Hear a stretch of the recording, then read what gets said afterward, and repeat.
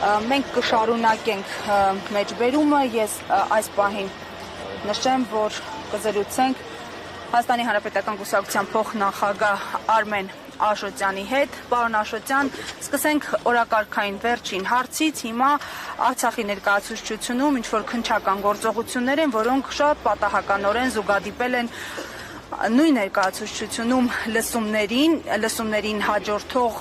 շրջանին, ինչ սպասել, ինչ են փնտրում, ում են փնտրում, ինչ են ուզում։ Ակնհայտ է, որ դա բացարձակ պատահականություն չէ եւ ձեր ակնարկը սարկաստիկ միայն դառը ճշմարտություն է պարունակում։ Ակնհայտ է, որ ամեն անգամ, երբ որ Արցախի պետականության ինստիտուտները իրենց գոյության մասին հիշեցնում են, այն էլ հիշեցնում են բարձր ձայնով եւ Արցախի համար կարևոր նշանակություն ունեցող սահմանադրության առիթով եւ այդ արարությամբ, ակնհայտ է, որ ադրբեջանական շահերը սպասարկող ռեժիմը չի կարող այն դամարսել եւ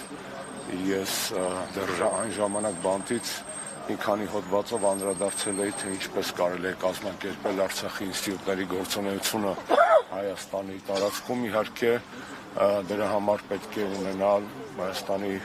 լոյալ իշխանություններ, ազգային իշխանություններ, իսկ այն, որ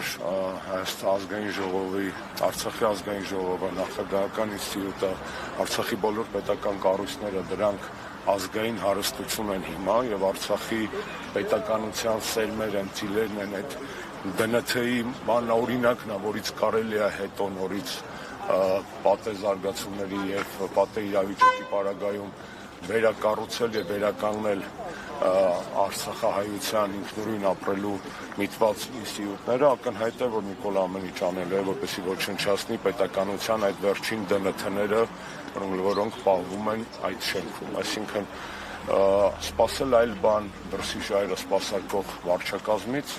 կլիներ միամտություն, ամեն անգամ զարմանալ, որ նա դիմում է հերթական խայտառակ քայլի, նույնպես կարծում եմ դարձել է ազգային զբաղմունք բոլոր այն մարդկանց համար, ովքեր սրտացավ են եւ ամեն անգամ զարմանում են նոր ձերբակալությունների, նոր ոտնձգությունների, խոզարկումների, ամեն հայկական նոր դրսևորումների վրա։ Զարմանալ պետք չէ, պետք է պարզապես պայքարել, որպեսզի Արցախի անունը հնչի ոչ միայն մեր ներքին խոսույթում, հայկական լրահոսում, այլ նաև այդ մասին հիշեցվի արտասահմանում, դրսում։ Ես եղել եմ վերջերս այսօր եմ վերադարձել գործողումից, Եվրոպական խորհրդարանում տարբեր հանդիպումների եւ քննարկումների ժամանակ խոսել ենք ոչ միայն Արցախի ռազմաքաղաքական ղեկավարության պատանդառության մասին Բաքվում, այլ Արցախահայության իրավունքների մասին, որոնք այո այսօր գուցե չեն դրվում որպես ինքնորոշման իրավունքի խնդիր, որովհետև այնքան է հետ նահանջել Արցախյան խնդիրը Նիկոլ Փաշինյանի ծանր եւ դավաճանական ձեռամբ, որ այսօր մենք խոսում ենք շատ ավելի պարզ բաների մասին, պրիմիտիվ իրավունքների մասին, վերադարձի իրավունք, նյութական իրավունքներ, հոգեվոր մշակութային ժառանգության պահպանման իրավունք, մի խոսքով դատապարտելի է, խայտառակություն է պատկերացնել այսպիսի բան Հայաստանում որևէ պարագայում, դա իհարկանում խելագարության հասցնող իրականություն է, բայց խելագարվել չի կարելի, պետք է հավաք եւ զգոն մնալ ու հասկանալ, որ ամեն ինչ չէ, որ կորսված է եւ կան բաներ, որոնք կարելի է հետ բերել։ Պարոն Աշոտյան, այս ամեն ինչին զուգահեռ եւ զուգընթաց Նիկոլ Փաշինյանը այսօր մեկ այլ խնդրահարույց հայտարարությամբ է հանդես եկել հենց միջազգային հանրության, միջազգային մամուլի ներկայությամբ, նշելով, որ Բաքվին ուղիղ առաջարկ է անում զուգահեռաբար փակել եւ Արևմտյան Ադրբեջանի եւ Լեռնային Ղարաբաղի հայերի վերադարձի թեման, նշելով, որ ես մեր քաղաքացիների հետ զրուցել եմ, դա իրատեսական չի համարում։ Ես ներողություն եմ խնդրում ռուսերենից համար, բայց այս պարագայում ավելի դիպուկ, քան ռուսական ասացվածքներ, դժվար է ասել, Նիկոլ Փաշինյանը խառնել է խրեն սպալց, բացարձակ իրար հետ կապ չունեցող հարցեր են, բոլորը դա լավ գիտեն, ժամանակին խորհրդային Հայաստանում ապրող ադրբեջանցիների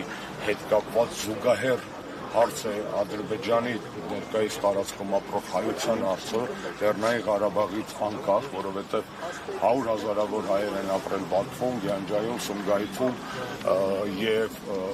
զուգահեռներ անցկացնել Լեռնային Ղարաբաղի հայության եւ այստեղ երբեմնի ապրած ադրբեջանցիների միջև, ու պարզապես խայտառակություն է։ Պարզ չէ, որ ինքը դա հասկանում է։ Ինքը դա հասկանում է, դա հասկանալով է ասում, այսինքն նա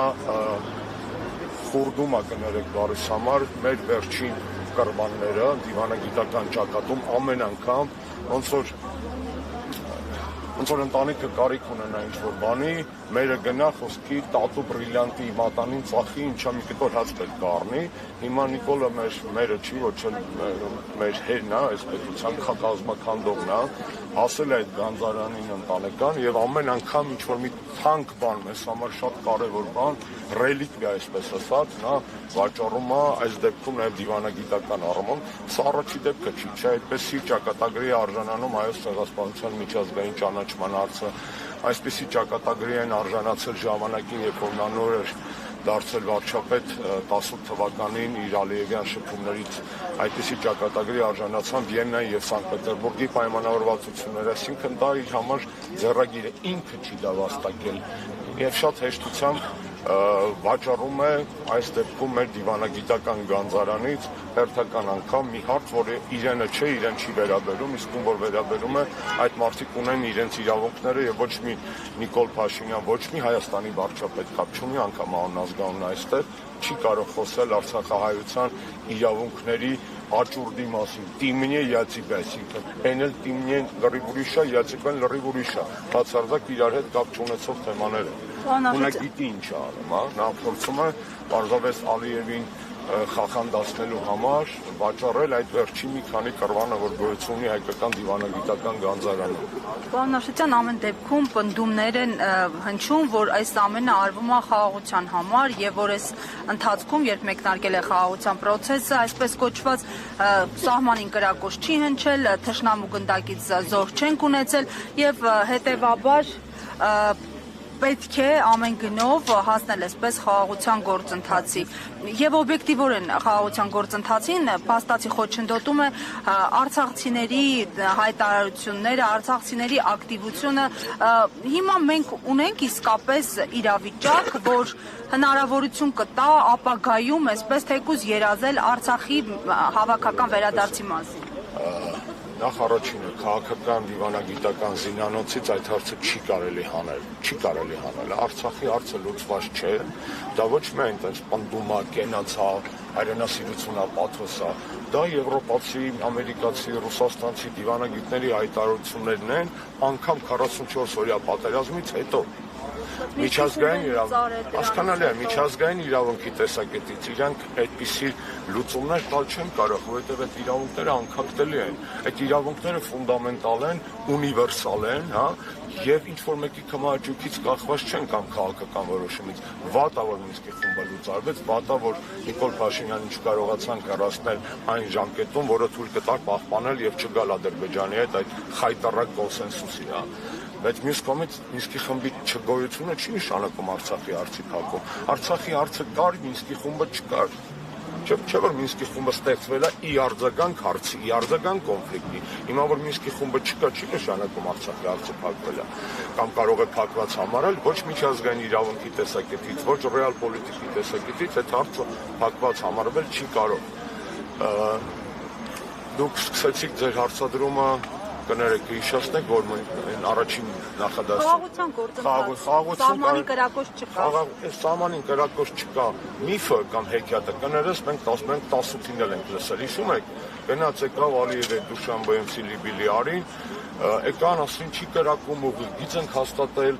նա կառուցողական է, մենք չպետք է իրար համար դիվանագիտական թակարդներ ստեղծենք, դա իր սա հայտարարություններն է 18-19 թվականին, ինչով դա հավաքվեց, վիճղարի հրեշավոր պատերազմով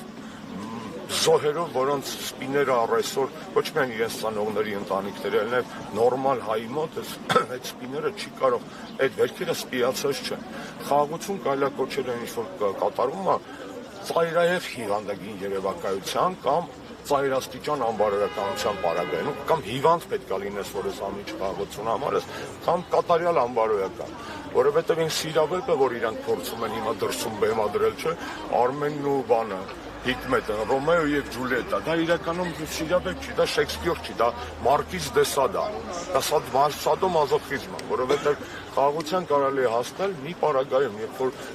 խաղաղության հասնող կողմերի բացի նրանից, որ պետք է լինեն երաշխավորներ եւ այլն, խաղաղության ձգտող կողմերի միջև պետք է լինի կատարյալ կամ կատարյալի մոտ վստահություն, որտեղ է վստահություն։ Միջնորդ Ամերիկայի Միացյալ Նահանգներին կարող ենք համարել կամ երաշխավոր, թե ուղղակի Ամերիկայի Միացյալ Նահանգները, ինչպես նաև Ռուսաստանը, Եվրոպական միությունը կարող են եւ Իրանը կարող են լինել մեր տարածաշրջանում հայ-ադրբեջանական կարգավորման, այսպես ասած, երաշխավորներ, եթե այդ հարցը ինստիտուցիոնալ ձևով դրվի։ Այս պայմանությամբ Ամերիկայի Միացյալ Նահանգների առջև դրվել է մեկ հարց՝ տնտեսական պրոյեկտ։ Եթե դնեին ռազմագերիների վերադարձի, ես կասկած չունեմ, որ Տրամպը կհասներ նրան, որ գոնե մի մասը ռազմագերիների հետ կգան, ինչու կասկած չունեմ, օդի մեջ չեմ խոսում։ Պարզ օրինակ եմ ձեզ ասում, Տրամպի բանագնացը գնաց Լուկաշենկոյի մոտ, ասեց մի 20-25 հոգի մարդ բաց թող եւ Լուկաշենկոն բաց թողեց Կարբանտարկյաններին։ Բելարուսականա 25-50 հոգի ոնց է։ Հիմա բաց է թողել։ Այսինքն այդ հարցը եթե դրվել Տրամպի առջև հայկական դիվանագիտության կողմից, ես վստահ եմ, որ այդ մարդը կլուծել այդ հարցը, լինելով այս պայդրության քրիստոնեության թիվ 1 համաշխարհային պաշտպանը կամ համենայն դեպս այդպիսի իմիջ կամ դիրքավորում որդեգրելով։ Կներեք։